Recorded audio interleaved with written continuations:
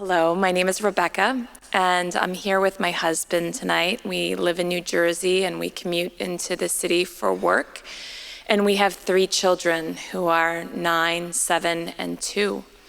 And as you can imagine, we're very busy and very exhausted.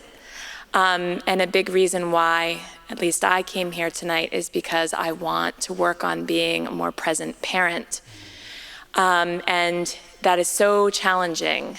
And part of why it's so challenging is because in spite of all of the books out there telling us how to be good parents, telling us what activities to get our kids in, what schools they should go to, just in the moment, it's so challenging to be really present to your children. Would anybody want to differ from that statement? How many of you can relate to that statement? How many of you are parents? Raise your hands. Well, this is like where the rubber meets the road, isn't it? And I definitely think that one of the reasons why it's so challenging is not simply because of the culture in which we live, but I think that, I'm certainly aware that we carry in our bodies the memory of parents who weren't present to us. And so, really want to work on that. Well, again, mindfulness has everything to do with finding what I call orthogonal ways to be in relationship with actuality.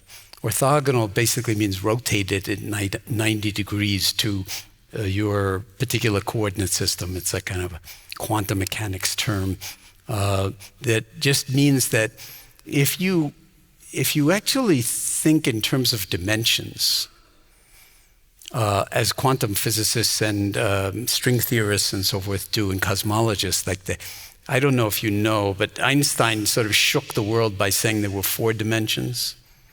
The 3 of space and then time, so space-time.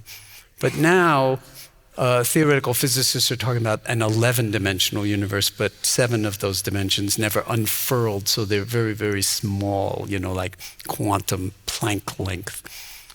So if the serious physicists can talk that way, I think it's fair for us to at least metaphorically be able to talk about hidden dimensions in our own lives.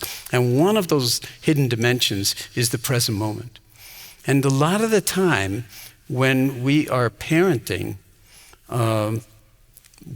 we often don't actually not fully present. And so we get caught in these kind of reactive habits that then feel like it's almost impossible to get out of them, and the kids know how to trigger them in us and everything else, and it's like, and you hope they'll outgrow it or you'll outgrow it or something, but it's a source of an enormous amount of concern and suffering and so forth. So mindful parenting is, it'd be much easier to go and live in a monastery in the Himalayas, with a bunch of monks and nuns that don't speak any English and meditate 24/7 than to be a mindful parent in your own home. Okay, that's the challenge. And so we can also support each other in that, since we are, many of us, parents. And it is its own practice. And I've always thought that the kids are like live-in Zen masters. Guaranteed to, if any of you have ever trained in the Zen tradition, all they do is push your buttons. One button after another, just to see what you're going to do. That's what the Zen masters do. Well, the kids do the same thing. Oh, let's watch mommy freak out. Ding, ding, ding. You just dial in mom's PIN number and just watch her freak out. Or dad, we know what gets them both. And of course, they're not really doing that. They're just being themselves. But sometimes it feels like, so how to do this? And it really is an art form, and none of us are any good at it. But it's certainly better to actually exercise the muscle than to give up on it. And to also be aware of how much our expectations laid on them compound the situation. And to see how, any of you remember your parents, and as when you were a child? And did you ever feel that, you're going to do it differently. Like, you're not going to do it this way, because even as a child, you know, I'm going to do it differently. This is not. Well, now you're the adult, and they're saying the same thing about you.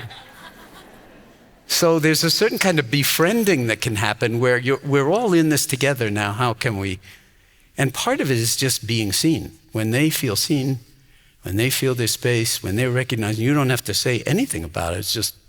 It's transmitted through your being. And when you embody calmness, there's a way in which that takes the temperature down. This is not easy.